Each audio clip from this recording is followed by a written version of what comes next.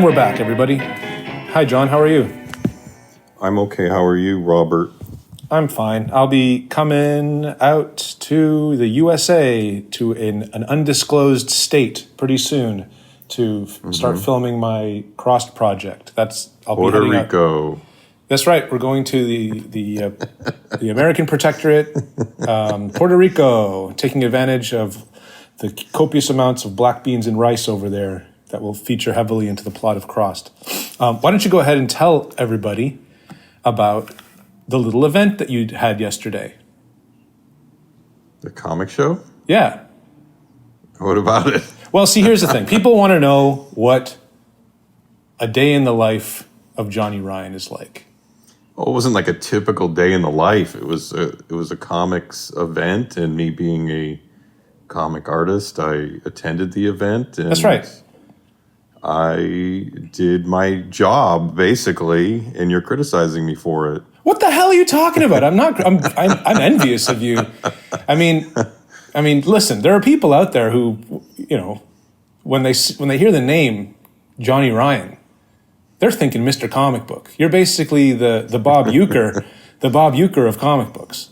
The Bob Eubanks. The Bob Eubanks of being a cool dude. So hold on. So it was like a comic convention, but like on a small scale, or like more like a book show, like a very zine show. Small. I wouldn't even say it was a convention. It was, I don't know, like maybe like 15 artists in a record store. So very, very small, very intimate. Yeah. Okay. Cool. Great. I mean, did you meet any fans of the podcast? Oh, that's where this is going. Yes, I did. In fact, whenever I meet anybody who says that they listen, I'm completely shocked. Right. But I met a wonderful couple who claimed to listen to the podcast, and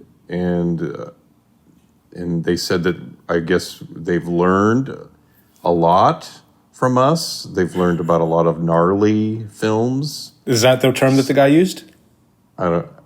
Yes, I'm going to say yes, but secretly I don't know. Would you like to say hello to them? I don't know. I don't know what their names are. I don't know. Yeah, I know, but yes, hello. Hello, person listening. Great. Okay, well, let's move on. I really thought that would bear a lot more fruit, but it doesn't seem to. I knew it wouldn't. It didn't seem to yield very much. What else is going on? I just interviewed this morning two very lovely actresses who are eligible for the role of Kelly in Crossed, if anyone's familiar with the comic. Another thing I should mention too is that we're really having to get creative with this script because the script was written to be a certain way, very much reflecting the events of the first 10 issues, 9.5 issues. And, as we start to get closer to the actual reality of production, we're noticing that a lot of this stuff we just can't do. And we have to come up with creative solutions. So what that forces you to do is to look at each scene and try to discover the essential of each scene. Like, for example, what does this scene, what has to happen in this scene? Well, ultimately what has to happen is that, there has to be something that gives our characters like a 2-day head start. Now, whether that be they manage to get past the bad guys undetected, or whether it be like they put up some sort of barrier, like they like in the Outlaw Josie Wales, where like they go across the bridge and then shoot the rope so the bridge falls in the water and those guys can't take their horses across. Something like that has to happen. So we've just been racking our brains. Wearing, like they all like sit on each other's shoulders and they put on a big overcoat and they sort of, they're in like a disguise and they all kind of walk through. Now who's mocking who? Who's mocking offices. Who? The crossed offices of Crossed and Levenstein. What is this? What is the like? If you compared this to the Sadness, are you working with a bigger budget, bigger. Definitely a bigger budget. Stuff? Definitely a bigger budget. But I mean, shooting where we're shooting in an undisclosed location in the USA, Puerto Rico. It's going to be fucking, like basically a wash. It's going to be basically like back down to doing like a. And not to mention the fact that I only have, I mean, how much money you have dictates how many days you have. So I had 28 days to shoot The Sadness. I have 25 days to shoot Crossed. If you told this to some other filmmakers, they'd be like, "Oh my God, you got 25 days!" Like, some people. What about like using the Werner Herzog film method by like forging documents, doing illegal shoots, picking locks, that type of stuff? Can you do those things? I mean, Puerto Rico is the most horrible place for that because of how they've set up their, their film union and I mean, it's literally Puerto Rico is the worst place to do it.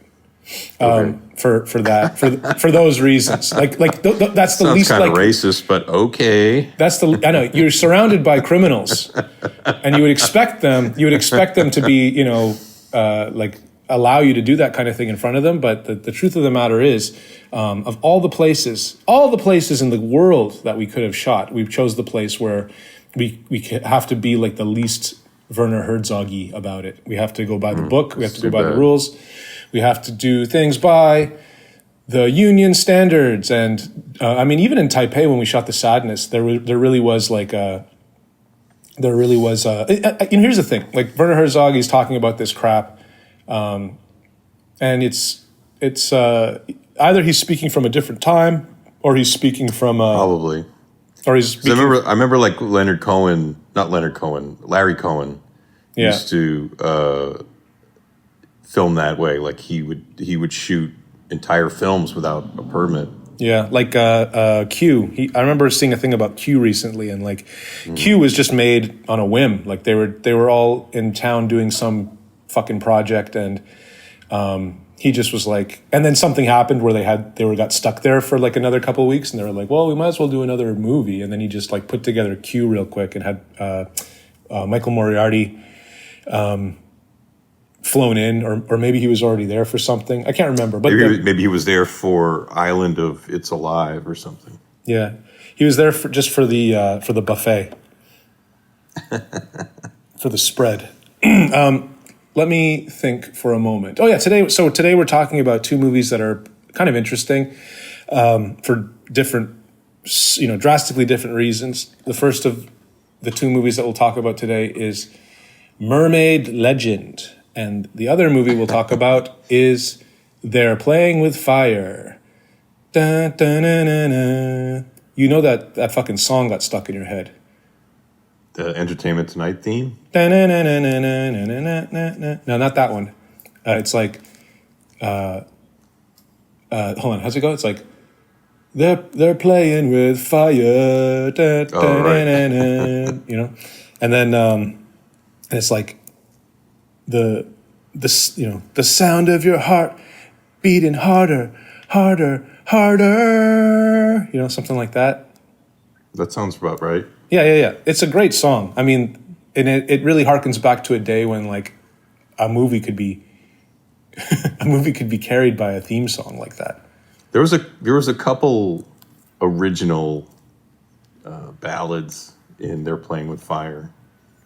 Like it made me think, like, I guess, like, whoever wrote these songs was, like, a friend of the director or something. You're right. I gotta bust up. Let's start talking. Okay, we're already on the topic of motherfucking, we're playing with fire. So let's talk about, what'd you say, gores? Scores. Spell that? SCORES, scores. Oh, I thought you said gores. At first I thought you said gourds. I was like, are you talking about Sybil Danning's tits? Like they look like a couple of gourds?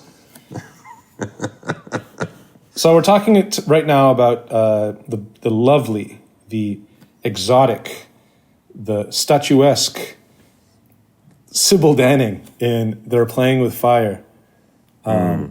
And this, a big fan favorite, Sybil Danning. They're playing. How do you spell this? Playing with Fire. I should probably had this ready to go before I started the podcast. Oh well. Who is this directed by? I'm going to go with somebody named Howard Avidis. What has this guy directed? Let's take a little peekaboo. Filmography. Pretty much nothing I've heard of. I'll read them off. Mortuary. Have you seen Mortuary before? I think so. Yeah, I think so actually. If it's the one that if it's the one I'm thinking of. The one with the cover with the hand coming up from the grave. Do you remember? Looks like this. I'll show it to you. Actually. Maybe I don't know. Maybe There's I'm thinking of Mausoleum. Right, Mausoleum is the one with the face on the cover. Yeah, I know what you mean. I don't know. What's the plot of Mortuary? Wealthy psychiatrist, bludgeoned, drowned in a pool. Some occult Sabbath, so some sort of witchcraft thing going on. A seance happening, cloaked figure. I don't know. It just seems like a. I don't know. Maybe. It seems like sort of like a combination of like black magic and also like, embalming people alive and stuff, like funeral home sort of related deaths, that kind of thing. Sounds like Dead Alive. Not Dead Alive. Dead and Buried. Dead and Buried, right? Dead and Buried is. I haven't even seen Mortuary, but I know that Dead and Buried is better. Then we got The Fifth Floor. We got a movie called Dr. Minx, The Specialist, 1975, and The Teacher, 1974, and also a movie called The Stepmother from 1972. Who's in The Teacher? I think I've seen it. Is that the one? Does that have Jane North in it? Yeah, Jane North and Angel Tompkins. I have seen that. It's all right. Okay, well, there you go. I mean, it's a stupid. It feels like kind of like a dumb Corman-esque, and it kind of is sold as sort of like a sexy, the sexy teacher fucking the students, but she only has a relationship with Jay North, and he looks like he's about 35. Well, there's really nothing wrong with that. No, but it doesn't give you what you want. Oh, I see. Like you wanted the teacher to kind of like be seducing the kids, and What do you mean? What do you mean? I wanted that. You wanted that. I didn't want that. Didn't want that. We decided as a couple this is what we want out of movies that are called The Teacher. Out of There's a movie called The Teacher. That teacher better be fucking the kids. Well, I would settle for murder. For the movie called The Teacher, I feel like it should be, you're staying after class forever or something. But this guy Howard Avidis was born Hikmet Labib Avidis, an Iraqi gentleman from Baghdad. Nice. So he must have just been over the moon when he was, finally got his hands on Sybil Danning for this role. Yeah. Well, it's interesting that he's got the teacher, and he's also got this. They're playing with fire, both about seductive teachers. Yeah, that's true. They're both. That must be something that he likes. Let's find out. Actually, let's find out if he wrote The Teacher as well, because he did. He wrote The Teacher. He wrote They're Playing with Fire. This is something that's on his mind a lot. He likes the idea of like this is his fetish. Is he likes sort of like a woman in control? I think it's on all our minds. Yeah, I can say that with confidence. Well, some people don't like that. I know some guys who like are absolutely turned off by that, and they want the girl to be like smaller and diminutive and like unable to sort of have any power over them at all. Mm-hmm. Well, I like that too. You just like everything. Yeah, I'll take it all. Sure. Johnny is a very sexually indiscriminate person. When you go to Hometown Buffet, you don't just get the Jell-O. You get a little bit of everything, right? When you go to Hometown Buffet, you don't just put your penis in the Jell-O. You put your penis in everything. Exactly. Okay, let's talk about this movie. So it starts out with this amazing song, this amazing ballad with, it's got electric guitars. It's got kind of like those like 70s. What's the name of the band that plays that song? They're playing with fire. Okay, hold on. I got to find that out too. I just closed the goddamn phone. Music. Playing with Fire, performed by Arnitia Walker. Music and lyrics by John Cacaves and Bonnie Becker. And then Run to Me is performed by Therese Hanses. There's actually quite a lot of songs here, but the main one we're talking about is Playing with Fire. So so that's who did it. That's who did it. Okay, so the funny okay, so let's just talk about the movie. The funny thing about the movie is that it opens with Sybil Danning in a bikini. So Right. so you see the boat On a boat. You see her on the boat. She's walking. You see those legs that go all the way up. That statuesque Sybil Danning physique, and she lays down on like a reclining lawn chair, and you're like, wow, look at that, Launch. look at that babe. And then the next scene after that, and this is all over this song, and then the next scene after that, you see her, and she's a college professor, and she's dressed in like a blue, I guess conservative but still sexy kind of outfit. Her hair's done a little differently, and she's in front of this class, and there's one student in the class that's just grinning from ear to ear throughout her lectures, and that's our main character, right? Our hero. We're a guy who we all look up to in this film. I think the character's name is Jay. Yeah. Yeah, Right? it's Jay Richard. And her name is Diane, which is such the perfect name for like a teacher that you would fuck. Diane, like an older woman. Uh-huh. So you got Diane and you got Jay. And yeah, just as you said, she hires him to go onto her boat to like repaint the fucking rail or some shit like that. You can already tell like there's some kind of spark between the two of them, or especially coming from him. Like he's very, he seems to have a big crush on her, and also He's playing with fire, dude. He's playing with fire. They're all playing with fire because they're playing with fire. He's playing with fire. She's playing with fire. But then there's also a female student who seems to notice this attraction, and she does not like it. I think it's one of Jay's ex-girlfriends, and she's kind of a busybody who will sort of appear later, but she kind of makes it known that she doesn't like this situation. Yeah, that's so funny. Like later on, it's like you've hit the nail exactly on the head, because it's like, what's the name of that rapist guy who's in that movie? Dominic Barassia? You mean in you're talking about the guy who raped Corey Haim. I thought you were talking about the guy from the Centerfold Girls. No. No, yeah. He's like the fat friend. Yeah, Dominic Barassia, I think his name is. Also, but more famous is the chocolate-eating retard in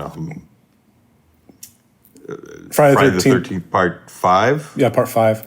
The guy who gets killed and who sort of sets the whole thing in motion, who gets the paramedic to don the mantle of Jason.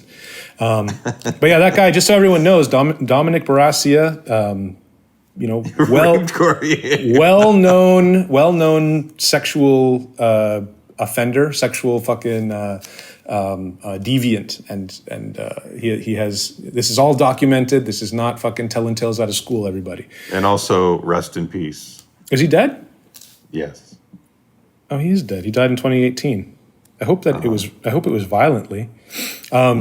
He died peacefully in his sleep with all his loved ones around him. He got away with it, just like he slipped out just in the nick of time, just like Jimmy Savile. Yeah, exactly.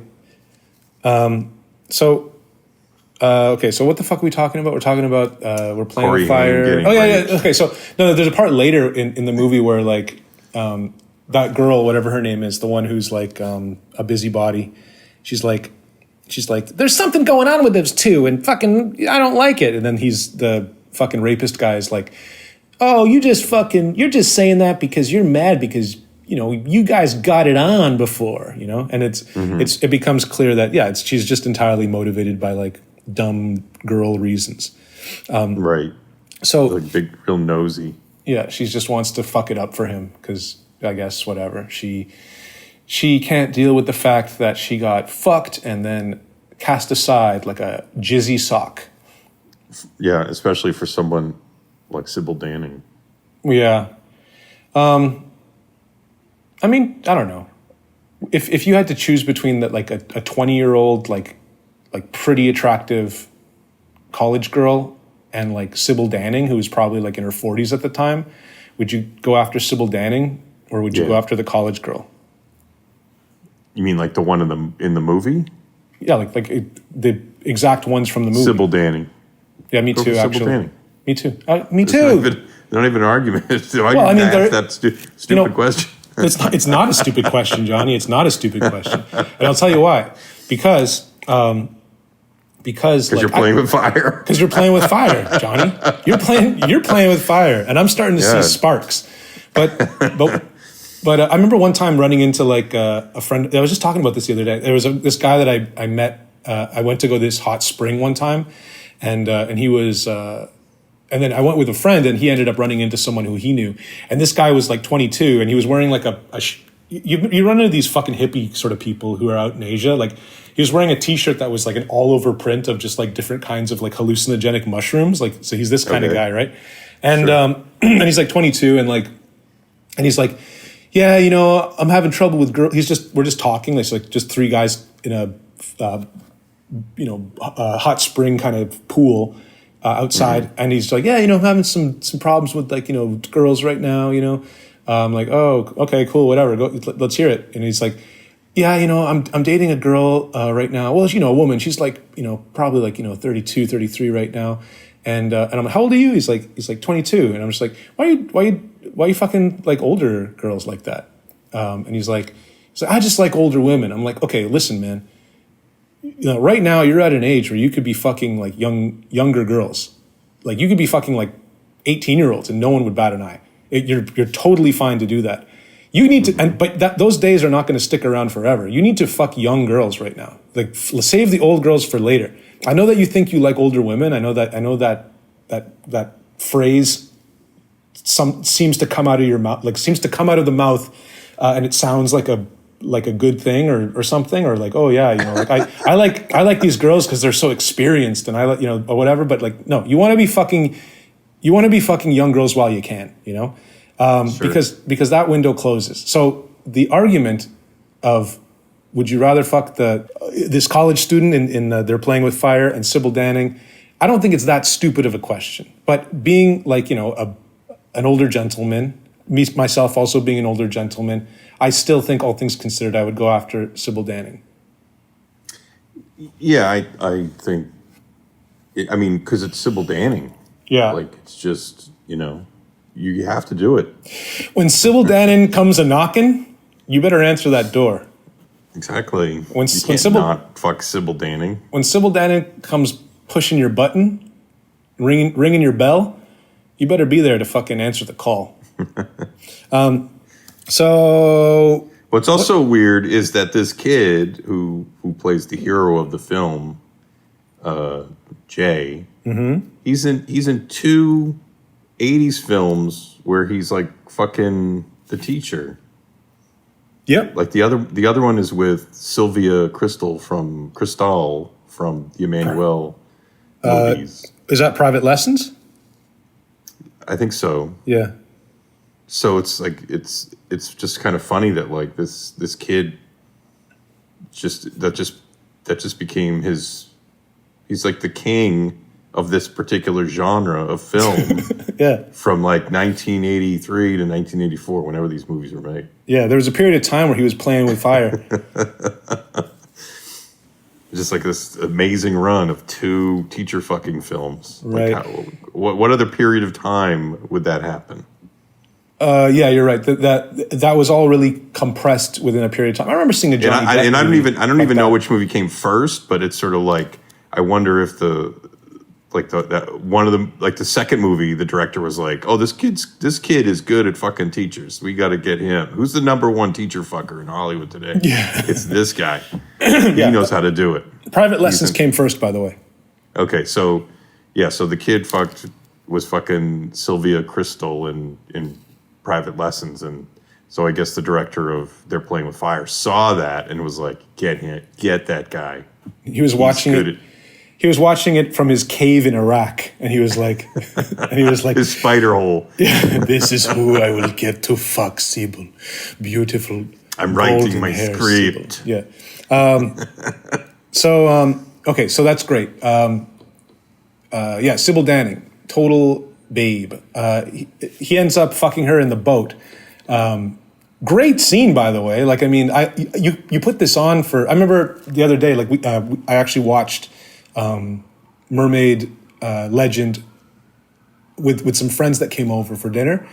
I was like, oh, let's watch this movie. I keep trying to put it on, but I keep getting sidetracked. But like, if you guys watch it with me, then I'll watch the whole thing. And they're like, yeah, whatever. So I put it on. We watched it, and then afterwards, I just put on like the beginning of They're Playing with Fire, and that scene is totally gripping. Like just like the chemistry, like the Sybil Danning just being kind of like, come over here, I'm not going to rape you. And oh, well, I didn't think you were going to do that. Oh my God, and then like, and then she starts taking off her clothes, and he's just like, I can't believe this is happening. Like this, it's just fucking hilarious. Like this kid, he really is like the master of playing a teacher fucker. Right.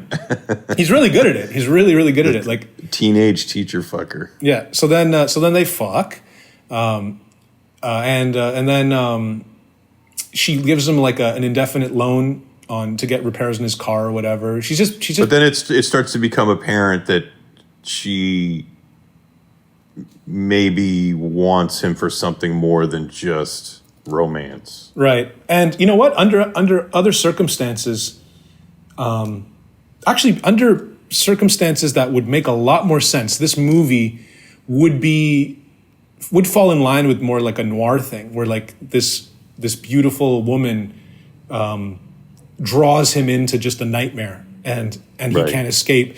But no, they can't do that. But I feel like if you try, like the movie starts as like a teen sex movie, and then quickly becomes a sort of noir.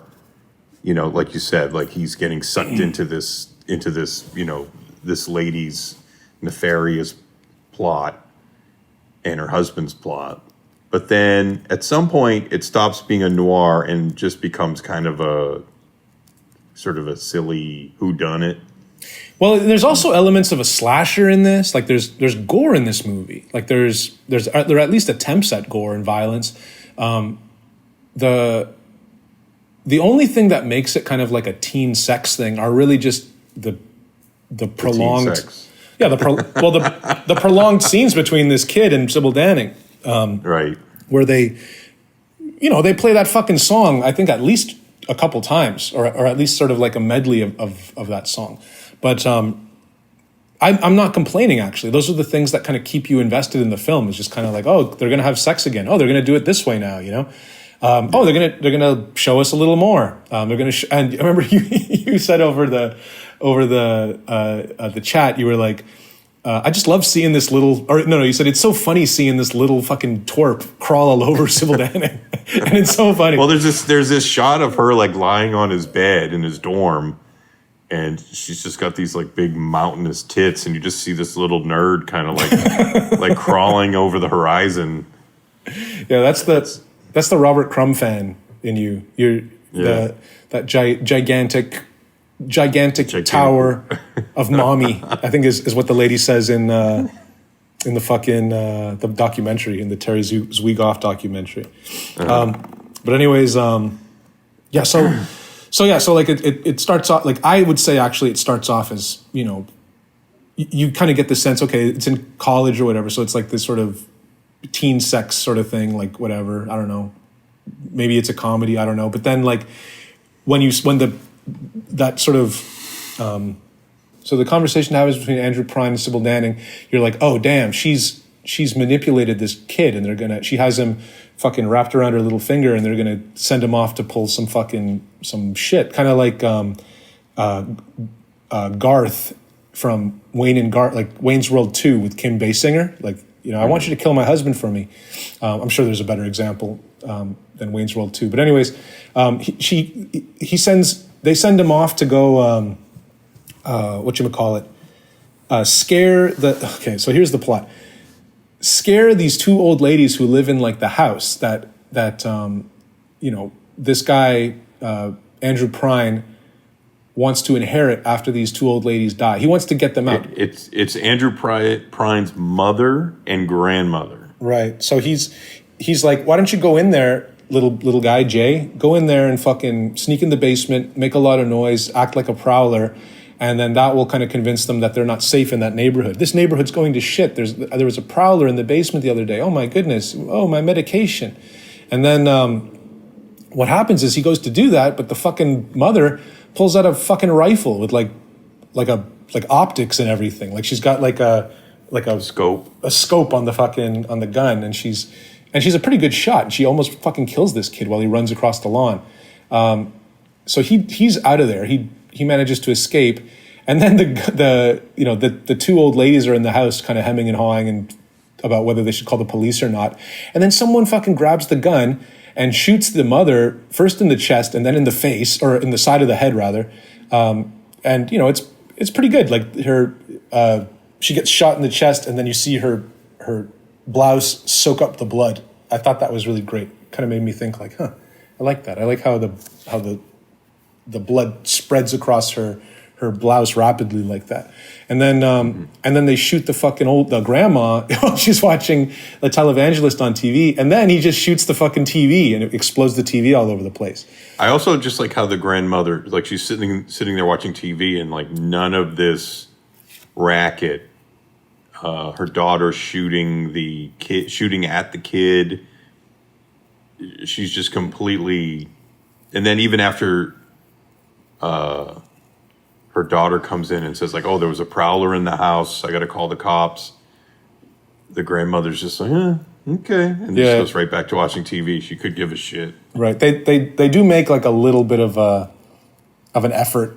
Like they have her kind of like saying, what's that? And putting her fingers in her ears and stuff. Like they're trying to just be like, oh, the reason why is because she can't hear. Okay, whatever. It doesn't actually matter.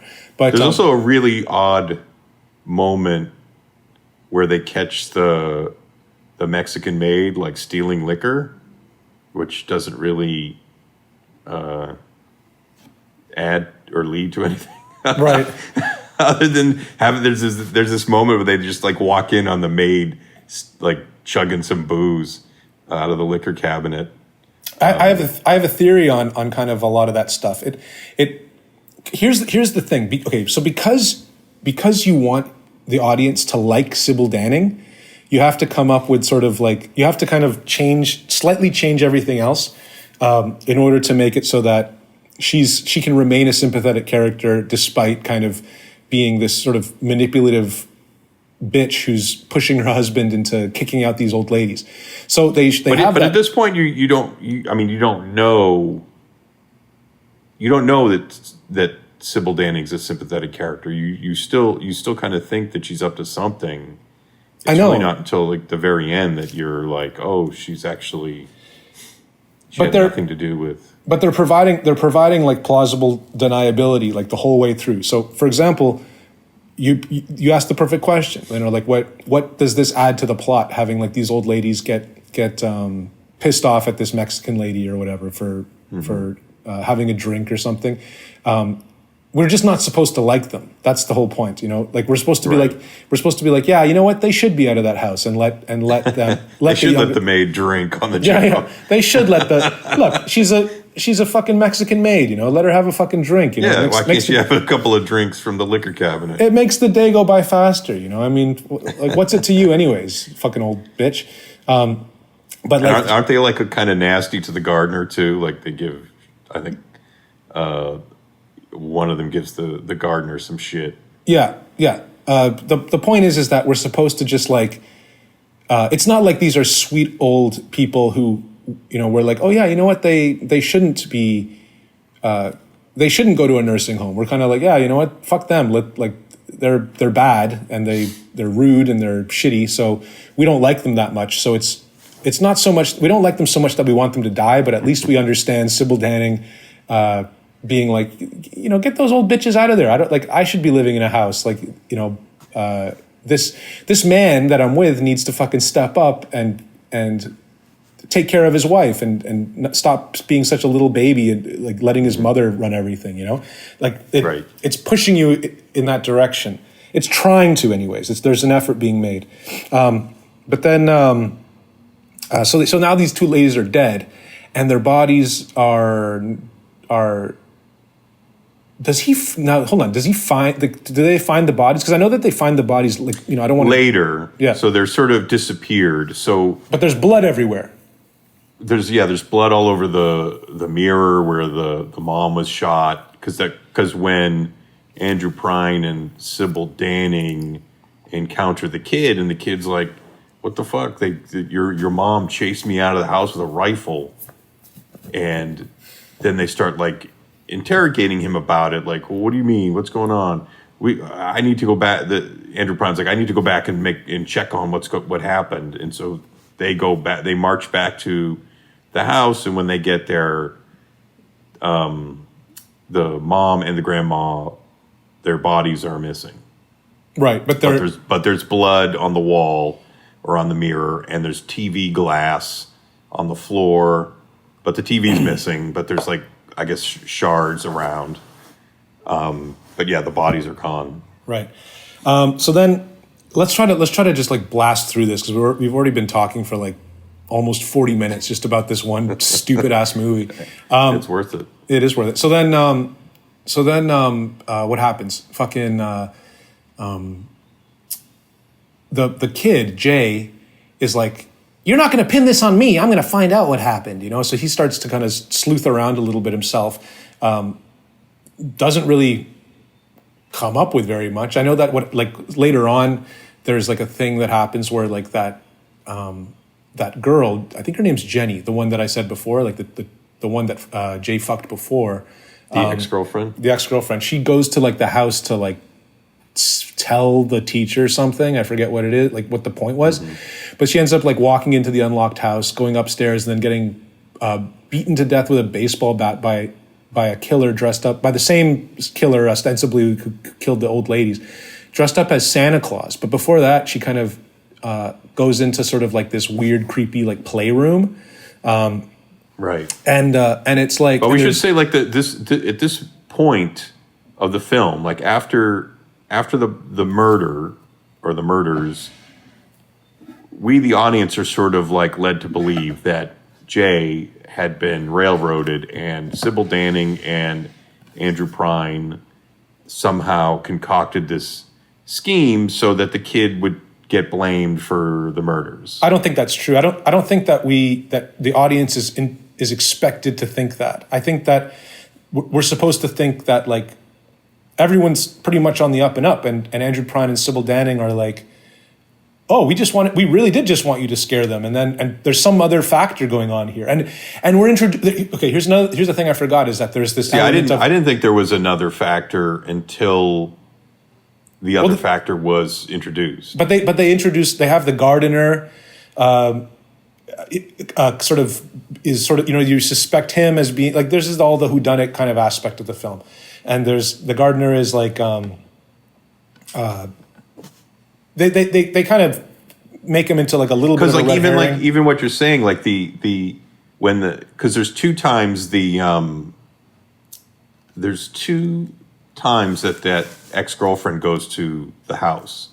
The first time she goes there, Andrew Prine is there and she refuses to go in, and we, the audience, are led to believe if she goes in there with Andrew Prine's going to kill her, but she kind of doesn't feel comfortable. So she's like, no, I'll come back later. And then she does go back later, this time thinking that there's nobody, nobody's answering the door, and she just kind of waltzes right in. But I do think, there are moments like that where you are sort of meant to believe, maybe not Andrew Prine is the killer, but he is a very good candidate, very good suspect for being the killer. Okay, well let me just back up and clarify then. I don't think, okay, it all just hinges on Sybil Danning. Like, I don't think that we're meant to think that Sybil Danning knows what's going on. Like, we absolutely. But then also remember, there's the scene where, like, I can't remember exactly when, but she's literally wearing the jeans and the sneakers. Like, she's walking into her houseboat and she's wearing the jeans and sneakers of the killer. Oh, that is true. There are those moments where the Iraqi director does like to kind of like, is it Sybil Danning? Might be. Oh, maybe it's Andrew Prine. I think he does want to lead us down these roads and make us think like it's this person. Oh no, maybe it's this. Maybe it's not Andrew Prine. Maybe Sybil Danning did it. Yeah. Okay. Fair enough. I guess like sort of early on, like in the first like third of the film, the best that I could do to agree with you is to say that like we trust Sybil Danning, but we don't trust. But we you don't only trust Sybil Danning because she's so hot. But you really get put in this meta, man. You really get put into the shoes of fucking Jay there. You know, you're just like, there's no way. Listen, she's innocent, and I'm gonna prove it. I don't care what I have to do. But Andrew Prine, you're distrustful of him right from the beginning. Like, yes, that's the. There's also nothing, because he can't penetrate Sybil Danning. No, he doesn't. He can't get an Remember, erection. there's a scene where he's like he hops on Sybil Danning and then he just kind of like calls it quits and walks off. Yeah. And then later on, like there's a moment where Andrew Prine and the gardener are like hanging out at the bar, and then you're like, oh, okay. And I thought like they were going to go down this road of like, oh, these guys are lovers.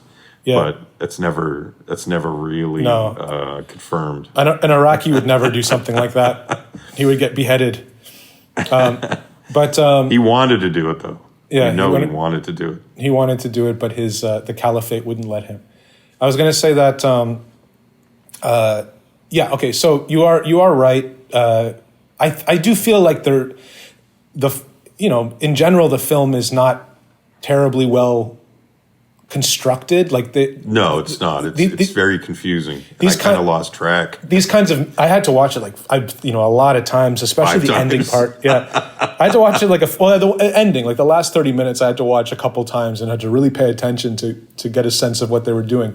We have to kind of go we have to go back also. Like there's this crap where they're going back to like Jay's group of friends, like so that rapist guy and Jenny, and there's this guy named Bird who's like his best friend or something. Well, it's his roommate Bird, right? Who's don't say it. Don't say it yet. Okay, and then and we keep going back, and there's like all these scenes in the pub, and there's like there's a song, like a lady singing a fucking. I guess maybe an Iraqi guy is kind of just going to be like, hey, we need to have songs in the movie. We need to have singing and dancing. There's a lot of scenes in the bar where the band is like playing some songs and stuff, and people are partying and having a good time. And the rapist guy is he's fat, so he's like, I gotta get a pizza, and he's eccentric, so he's like, I want to make sure we got sardines and mustard on the pizza, so because he's crazy, so gross, he'll eat anything. Is right. He's like, he'll eat anything. They call him the old fucking garbage. And he's so bored eating normal food, he's got to like put disgusting stuff on it to taste something. Yeah, he's got to put on mustard and sardines and Corey Haim's fucking testicle sweat. Jizz. But anyways, okay. So what does this ultimately add up to? It turns out that there's like. It's so fucking hilarious. Like that scene where they go, actually I like this scene where they go up into that fucking room and there's all these like it's like in the attic and there's all these paintings and they're all like scary paintings of like violence and monsters and stuff. Oh, right. And they're all terrified. They're both terrified. Oh my God. Right. And then they, hey, hold on a second. I got a fucking report here from a school in Switzerland.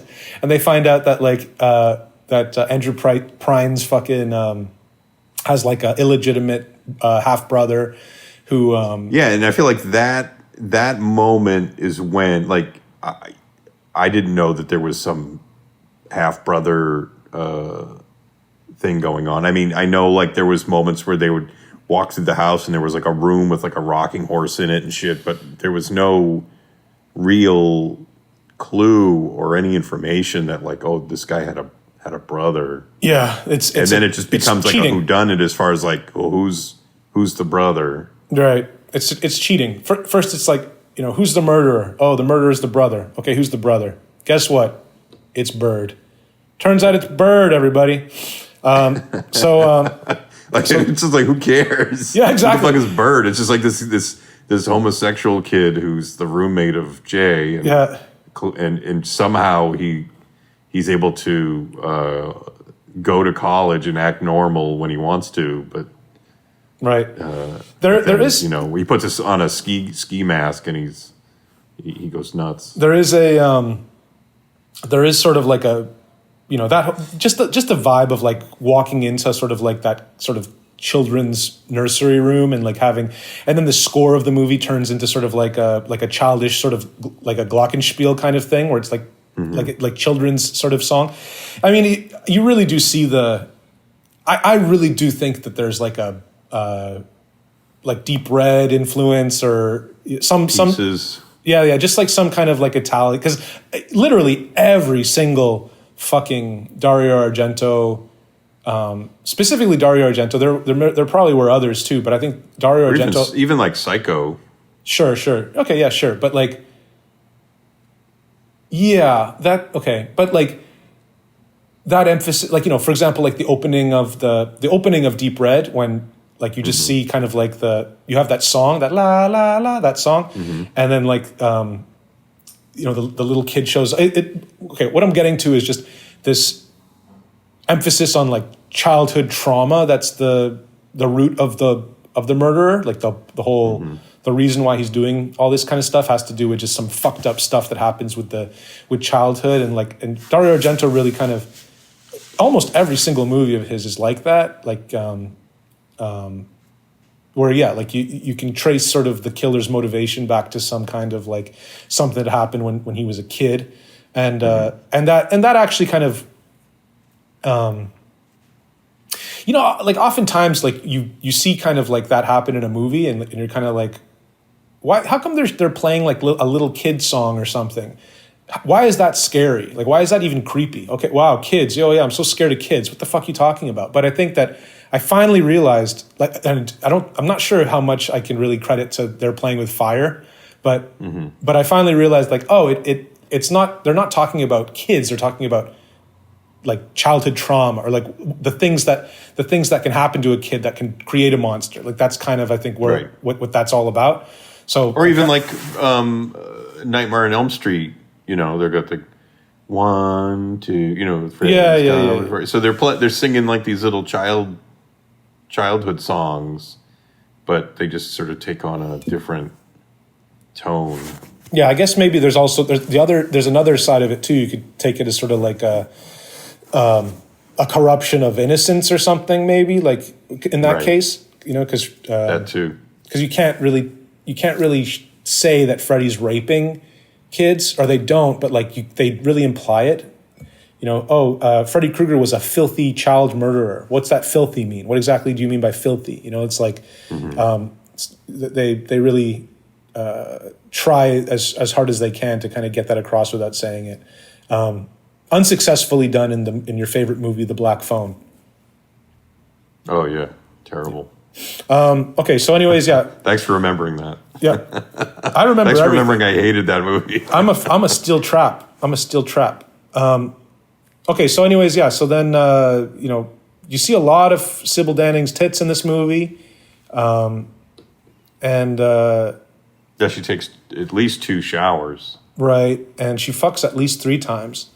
So yeah, I mean, there's that, and I'd say it's I'd say it's peak Sybil Danning, I'd say that her kind of in her late 30s was like peak Sybil Danning. I'd say peak Sybil Danning would be Malibu Express. What year would that be? 83. Okay, fair enough. Maybe. Well, that is peak. That is the peak in terms of chronology. Or like Howling 2. Howling 2, she was fucking banging. Yeah, so somewhere around there. Right. And Howling 2, I believe, was around the same time. I think it was like 80. Hold on. It was probably 82, actually, right? Let's type it in. The Howling 2. I know it's Howling 2, by the way, everybody. 85. Okay. So, anyways, what rating do you give this one? I'm going to go ahead and say that I'm going to give They're Playing with Fire a 2.5. Yeah, I think I'd do that. And yeah, mostly because of Sybil Danning. Yeah. I mean, I just... Go ahead. I was just saying, I get a kick out of this movie. I think like the song is hilarious. I like how like I like Dominic Bresch's performance in this. Right, exactly. I like how like it'll occasionally the soundtrack will occasionally get in. I like the music in this movie too. I was really thinking about it a lot while I was watching it. The theme, the medley of the theme turning into like sort of this sexy electric guitar kind of thing. Like there's this part where I laugh every single time where it's like, I think it's the third sex scene. The one you were talking about towards the end of the film where he's crawling on her at the end. But like before that, they're both standing up and he's like undoing her bra. Like she's got like a front clasping bra and he's undoing the bra and the guitar comes in like, it comes in like a heavy guitar chord, you know? And I'm just like, like, fuck yeah, undoing her bra, man. Like it's so fucking hilarious. Like, there's also like moments where like the music isn't just played over the movie. Like it's like scenes where like Jay's at home and he's literally like listening to these songs in the movie. Like he's playing these songs on his radio, listening to them. And yeah, you're just kind of like, man, these songs are like, who would, if this was 1984 and you were listening to this song in your dorm, you'd get your fucking ass kicked. Yeah, be like, put on some fucking Queensryche. Put in some fucking Def Leppard, man. Get this shit out of here. Did you listen to I don't know what this shit is. Did you listen to Queensryche when you were a teenager? No way. You know, you didn't that was a little fucking like. I had friends who listened to Queensryche. I couldn't get into that shit. Did you listen to King Diamond? Not as a teenager. Or I listened, Merciful Fate? I listened to that stuff later. Yeah. What was the other one? Did you ever listen to Manowar? No. Yeah, okay. I mean, these are, because I'm asking these, you basically already answered it, because these are kind of bands that you kind of discovered later. I've rarely heard anybody who's listened to them like when they were actually like, quote unquote, popular, you know? They're kind of like ironic bands or something. Anyways. Metal. Yeah. Okay, so what the fuck? Now we're talking about the Mermaid Legend. This movie is interesting. Am I alone in thinking that it was like a little bit difficult to follow for like the first like 20 minutes? You're gonna have to run point on this because I haven't seen it in a minute, and I can only remember the brutal ending. Oh God. Okay. Well. Then. Yeah. He didn't watch the fucking movie because he was too busy getting drunk with his fucking lame friends. That's a lie. Why do you got to spread lies? Yeah. Sorry, I was just lying. I was lying for the camera or for the microphone.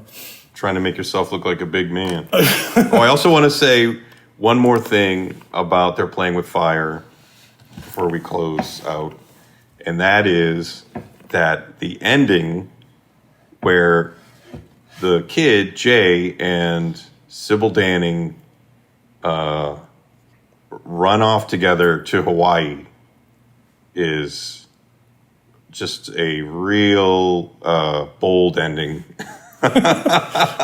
which I appreciated. I like the ending. Why is that bold?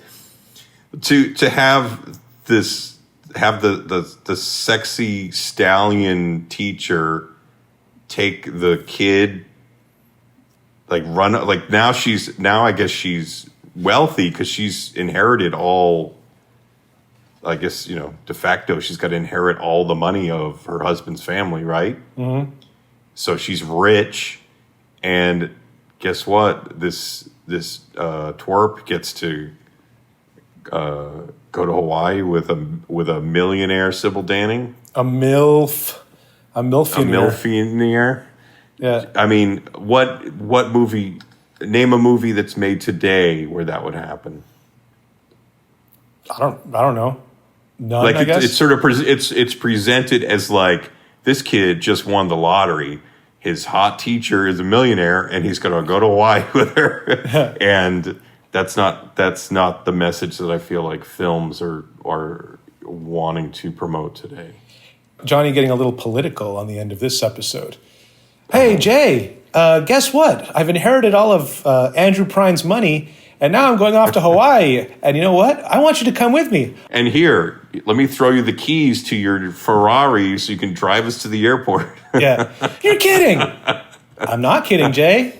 See this pussy right here? Then the retarded boss is, the asshole boss is like looking at them drive off, and he's sort of like, "Oh no, come back here! Yeah, work the pumps. Yeah, where's my pussy? Where's my pussy and tits? Where's my Sybil Danning?" Yeah, fuck. Well, there you go. Okay, I mean, yeah, that is a great. You know what I've always wanted to see more of is like a movie just end with a sex scene, like where it's just kind of like.